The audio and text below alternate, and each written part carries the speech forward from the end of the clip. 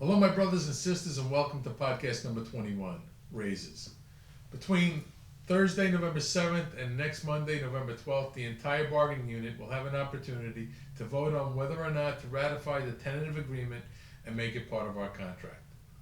The details of the agreement will be on our website Wednesday afternoon and sent to every instructional staff member via email, as well as a hard copy for viewing at each school at the voting table so that everyone can make an informed decision. This was not a full book year, so the articles discussed were limited.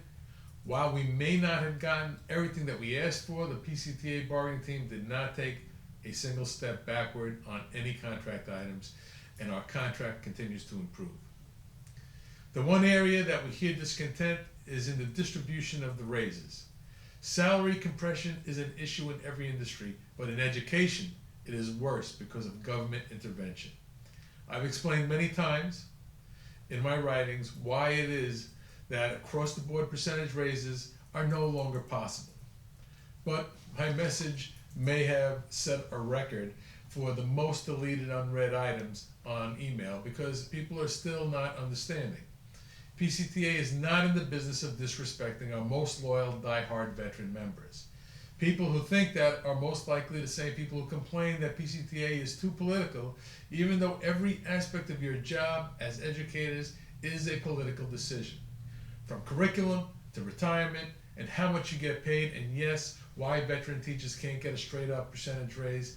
They control your class size, your job security, and your certification requirements. That is why we urge our members to vote for education-friendly candidates. And that is why I am going to give you a visual on how they are able to tie our hands in bargaining so that the only fair way to give raises is to give everyone the same dollar amount. To my left, you will see the 24 steps that represent the grandfathered pay schedule. The veteran teachers years 11 to 34 plus are represented here by the red chips. And the white chips on top of them are the raise for this year of $1,625, which does not include the referendum increase that everyone has been receiving since the start of this school year of $536. That means that every veteran teacher over 10 years of experience is making $2,161 more this year than they did in the 2018-2019 school year, should the bargaining unit vote in favor of ratifying this agreement. On my right are the teachers on performance pay. They are represented by the blue chips. You will notice that there are more annual contracts than continuing contracts. In fact, there are 4,179 teachers on annual contract and only 3,061 teachers still on continuing contracts.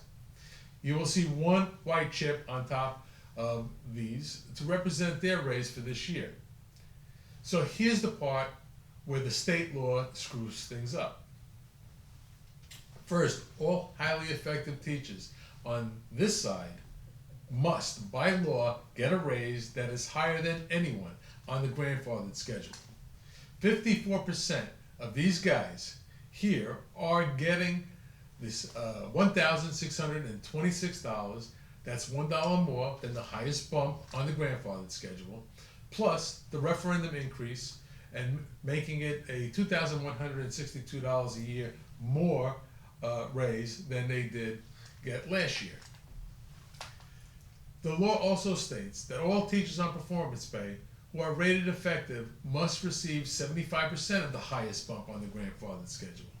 This year that comes to $1,220 plus the referendum increase, so that they will be making $1,756 more than they did the year before. You can see where these folks really want our veterans to make more money, because the higher their raises, the more money these folks are going to earn. Now, there are many people that feel it is a disrespect to the veteran teachers to get the same dollar amount as everyone else because their percentage of the raise is less the more experience they have. This is a valid argument. I understand that. But as I said before, a percentage raise increase across the board will make the bumps larger at the top of the scale. The state placed handcuffs on us, not the district, and certainly not your union. So here's what happens when we stray from the same dollar amount and give one step more money than all the other steps. Let's take step 34 plus, our most senior veterans. What happens if we give them an additional $1,375 so that they can get a raise of $3,000? Let's say 2 white chips more gets them to $3,000. And by the way, this stack here represents $400,000 on top of the 3.25 that was negotiated by PCTA. The problem is not one step, this step, that makes this idea unaffordable.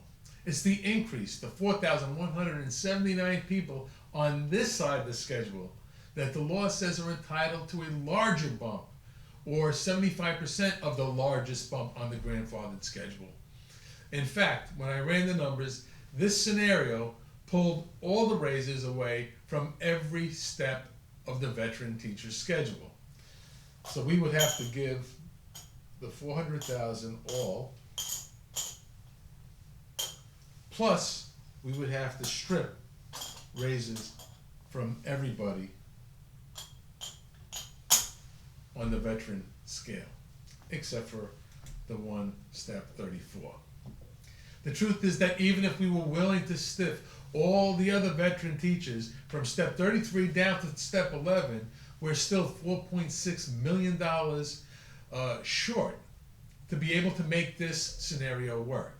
In fact, if we just gave a modest increase of only $99 more to this step, to our most veteran teachers than everyone else, the impact of paying step 34, the $99, and all the 4,179 teachers on annual contract would take up all the money bargained for and leave nothing for supplements or our pre-K and adult ed teachers who have been cut out of the best and brightest bonus money by our good friends at the state. PCTA, however, negotiated this pot of money. We did not forget them, and we made sure that, at least for the recognition bonus, that every highly effective and effective teacher will get our pre-K and adult ed folks will get an equal amount compliments of PCTA. The moral of this story, my friends, is that the state does not want to honor the service of veteran teachers. If we try to honor even one step, the result would be that a one-year teacher that was rated highly effective would be entitled to a larger raise than every veteran teacher. That is the funky math that we get from Tallahassee when we do not pay attention to politics and we don't vote our own best interest. Place the blame where it belongs and do something about it, but do not blame PCTA for working hard to bring you the best and fairest pay plan available to us under the union-busting state laws that hamper our collective bargaining rights. I hope I have enlightened you on the struggles we deal with negotiating raises, but remember, you are voting on a total package. The PCTA bargaining team did an amazing job keeping our health insurance premium costs to an acceptable minimum increase of from $2 to $5 a paycheck for 20 paychecks, depending on your health plan. We also increased the amount of personal days that you can use in a year and have charged to your sick leave from 4 days to 5 days. There are other minor changes to the contract that I do not foresee anyone seeing as anything less than positive. So do your homework, read over the material when you get it, and cast an informative vote. I would like to see everyone vote. Remember that non-members get to vote on ratification also. Please remind them that had PCTA not been at the table, we would have all been subject to the first offer from the district. That would have meant an additional 7% increase in insurance premiums and less of a raise.